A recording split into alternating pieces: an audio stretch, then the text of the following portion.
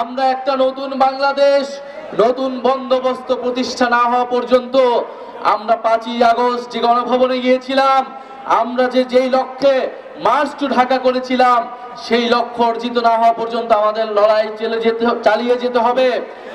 আমরা বিপ্লব এবং গণ অভ্যুত্থানের মধ্যে ফ্যাসিবাদকে উৎখাত করেছিলাম। আমরা এখন গণতান্ত্রিকভাবে, নিয়মতান্ত্রিকভাবে আমরা সংস্কারের মাধ্যমে নতুন বাংলাদেশ প্রতিষ্ঠা করতে চাই।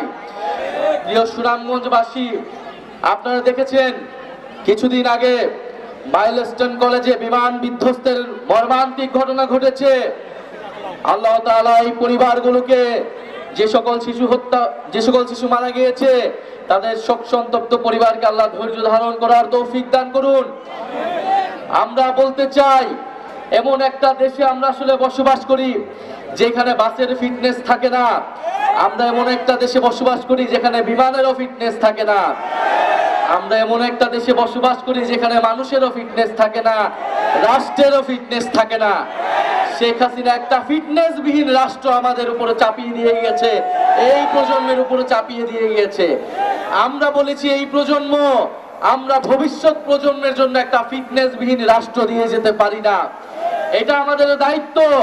আপনাদের সন্তানরা যারা জীবন দিয়েছে, যারা আজকে এখানে একজন শহীদ পরিবারের বাবা রয়েছেন, শহীদ সোহাগের বাবা রয়েছেন, যারা রাস্তায় জীবন দিয়েছিলেন, তাদের জন্য হলেও, তাদের আকাঙ্ক্ষা পূরণের জন্য হলেও, ভবিষ্যৎ প্রজন্মের জন্য হলো এই রাষ্ট্রের ফিটনেস আমাদেরকে তৈরি করতে হবে, এই রাষ্ট্রের মেরামত আমাদেরকে তৈরি করতে হবে। সেই রাষ্ট্র মেরামতের রাজনীতির জন্য এই জাতীয় নাগরিক পার্টি প্রতিষ্ঠিত হয়েছে। সেই রাষ্ট্র সংস্কার, সেই নতুন বন্দোবস্তের জন্যই আমরা আপনাদের কাছে যাচ্ছি। প্রিয় সংগ্রামী সুনামগঞ্জবাসী, আমরা জানি সুনামগঞ্জ হাওর কেন্দ্রিক এলাকা।